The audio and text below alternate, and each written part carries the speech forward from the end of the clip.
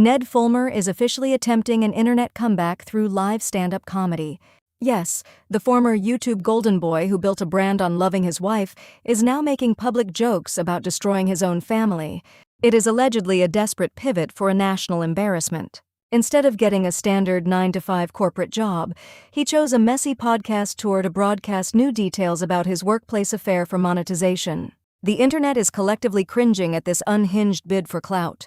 X posts are calling it a transparent humiliation ritual, while Reddit is tracking his massive timeline contradictions. Why would he voluntarily expose himself like this? Did he honestly expect the public to forget his massive branding hypocrisy? Rumors are bordering on the fact that he is just flat out broke. Let us dive straight into the concrete receipts of his media tour. Anyway, let us look at his recent appearance on the Honeydew podcast. Ned decided to recount the exact moment his double life shattered. He admitted to a long-term affair with his company producer. They were caught making out on a public New York dance floor. This allegedly happened during a business trip after a Harry Styles concert. It is genuinely wild to consider the absolute audacity of this move.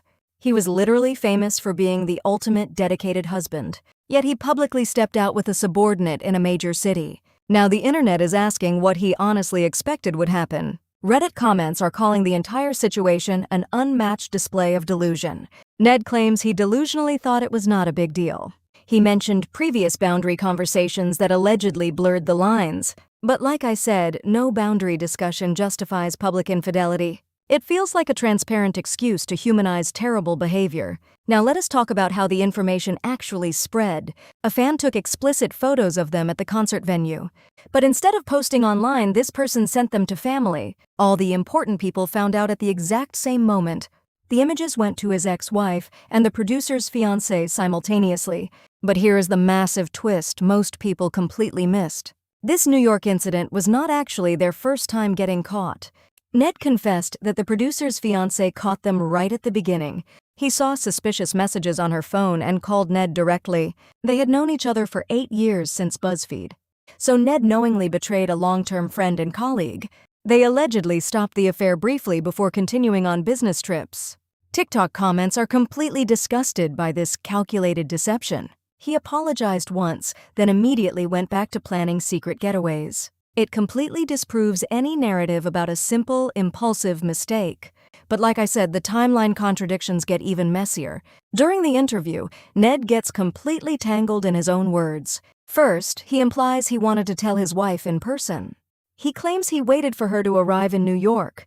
They were supposed to attend a wedding together in New Jersey. But 5 minutes later, he tells a completely different story. He admits she actually confronted him about the leaked fan message. She asked if he was in New York with his sister. Ned was forced to cave because the photo evidence was undeniable. They were inside a car driving to the hotel when it blew up. He turned the car around and dropped her at an airport hotel.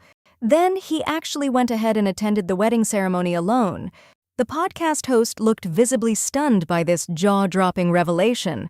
Ex-users are pointing out how incredibly cruel that behavior is. He left his traumatized wife while he watched a ceremony. Anyway, the self-victimization from this man is truly next level. He repeatedly claims he felt a sense of subconscious relief. He frames it as being forced to stop a painful double life. But it is hard to believe someone wanted to stop while hiding it. He then describes his experience at a therapeutic separation facility. He spent time surrounded by individuals dealing with addiction and depression. Ned claims viewing his affair as an addictive cycle was healing. Notice how he focuses entirely on his own personal recovery. He barely mentions the immense trauma inflicted on his small children. His kids were only 2 and 5 years old back then. He was cheating right after his wife endured pregnancy and childbirth. Yet he expects public empathy for his lost brand partnerships. Online forums are calling this the ultimate manifestation of main character syndrome. He is actively shifting blame onto psychological patterns instead of accountability. Now let us talk about his second specialized podcast appearance. He joined the Helping Couples Heal show to discuss his secret life. He compared leading a double life to performing on YouTube. He claimed uploading comedy videos required wearing a public mask. Apparently, lying to your family is just like editing internet content. It is a truly ridiculous comparison that insults the audience. He also claimed he was completely blindsided when he got fired. He expressed genuine surprise that his removal caused a media storm. What did he honestly expect his business partners to do? His entire public brand was built on being a wholesome family man. Sleeping with a subordinate employee is the exact opposite of that. Yet he acts like the corporate reaction was a harsh surprise. Reddit comments are reminding everyone that he ruined his own career. The internet does not want his deep analysis of his infidelity, but like I said, look at his stand-up comedy debut. Ned partnered with comedian Subha Agarwal to workshop a live routine. He openly joked about writing a listicle to destroy your marriage. He even brought his phone on stage because he could not memorize text. The performance took place at 10:30 at night in a restaurant pool room. He ran a bit mocking his status as an every other weekend father. Then he transitioned into a joke about his remaining sponsors. He explicitly named Boner Pills and BetterHelp as his new brand deals. The crowd of fellow comedians looked completely uncomfortable throughout the set. One audience member openly heckled him by screaming he got cooked crazy. Another comedian stated on microphone that he does not care about him. Ned is literally utilizing his family's personal trauma for cheap applause. It proves he has learned absolutely nothing over the last 4 years.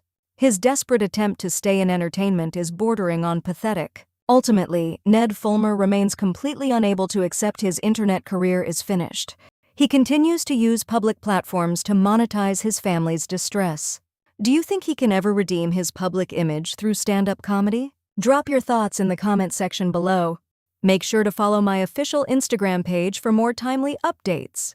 Thank you for watching this breakdown. I will see you all in the very next video. Goodbye.